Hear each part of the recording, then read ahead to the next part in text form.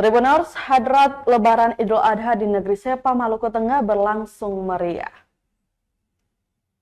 Tarian hadrat iringi arak-arakan hewan kurban di negeri Sepa, Kecamatan Amahai, Kabupaten Maluku Tengah, berlangsung meriah Senin 17 Juni 2024. Pantauan tribunambon.com, ratusan pemuda lengkap dengan setelan jas hitam serempak menari dengan diiringi tabuhan rebana dan salawatan. Peserta bergerak pelan mengelilingi kampung. Habib Ahmad Abu Bakar, salah satu pemuka agama negeri Sepa, mengatakan tradisi hadrat sudah berlangsung sejak dahulu.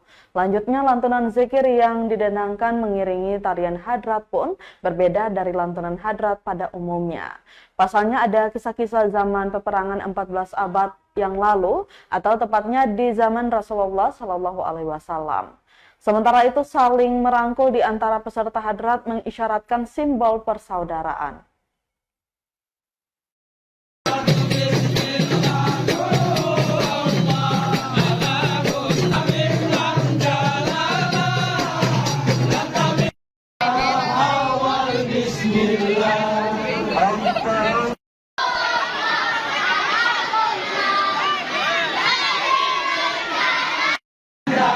Download Tribun X sekarang, menghadirkan lokal menjadi Indonesia.